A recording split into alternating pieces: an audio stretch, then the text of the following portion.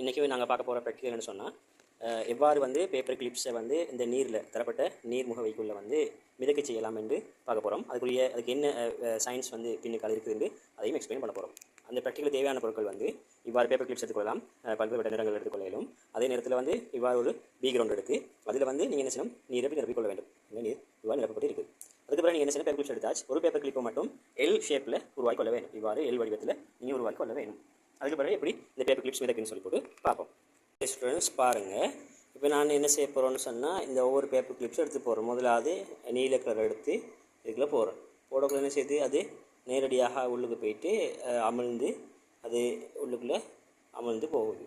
அதே மாதிரி நான் மஞ்சள் நிற கிளிப் கொண்டு போகிறோன்னு அதுவும் அதே மாதிரி பாருங்கள், அதுவும் அதே மாதிரி உள்ளுக்கு போயிட்டு அமிழ்ந்து போகுது. பச்சையும் போகிறோன், பச்சையும் அதே மாதிரி ஸ்லோவாக போட வேண்டும். போட்டால் இவ்வாறு நடக்குது. எல்லா பேப்பர் கிளிப்ஸும் என்ன செய்யணும்னு சொன்னால் உள்ளுக்கு போயிட்டு மிதக்கு அமிழ்ந்து காணப்படும்.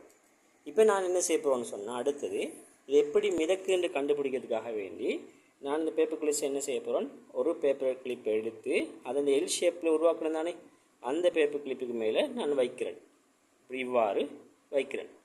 வைத்த பிறகு என்ன செய்கிறேன், இதை அப்படி மெதுவாக எடுத்து இந்த நீருண்ட அந்த மேற்பரப்பில் வைக்கிறேன். சர்ஃபேஸ் ஏரியாவில் அப்படி வைக்கிறேன். அப்படி வச்சுட்டு இதை அந்த எல் ஷேப்பில் உருவாக்கப்பட்ட அந்த இதை வந்து அப்படி மெல்லமாக அதிலிருந்து எடுக்கிறேன். இங்கே பாருங்கள் எவ்வாறு இந்த பேப்பர் கிளிப்ஸ் மிதக்குது. இலகுவாக பார்க்கலாம். இந்த பேப்பர் கிளிப்ஸ் என்ன செய்து மிதக்குது. அதே மாதிரி அடுத்த நிறத்தை எடுக்கிறேன், வெள்ளை நிற கிளிப் எடுக்கிறேன். அதே மாதிரி அதை உள்ளுக்குள்ளே அமர்த்துறேன். அதுவும் அதே மாதிரி மிதக்குது. அடுத்தது பச்சை கலர் கிளிப் எடுக்கிறேன். அதையும் அதே மாதிரி செய்கிறேன்.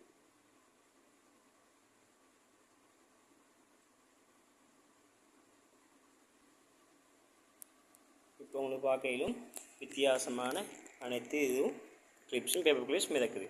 ஒரே வகையான பேப்பர் கிளிப்ஸ் ஆரம்பத்தில் என்ன செஞ்சுது, எல்லாம் வந்து அமிழ்ந்து போச்சுது. இப்போ வந்து எல்லா பேப்பர் கிளிப்ஸும் மிதக்குது.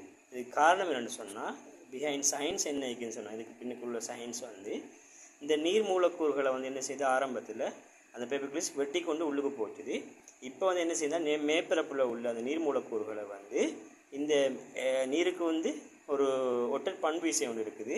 அந்த நீர் மூலக்கூறுகள் என்ன செய்யுதுன்னு சொன்னால் இந்த பேப்பர் கிளிப்ஸ் இடைவெளிக்குள்ளே அது அந்த இடைவெளிக்குள்ளே என்ன செய்யுது, அது வந்து பிடிச்சு கொண்டு இருக்குது. அப்போ அதை பிடிச்சு கொண்டு இருக்கிறதால அது உள்ளுக்கு போகாது. இதுதான் இதுக்கு பின்னுக்குள்ள சயின்ஸ்.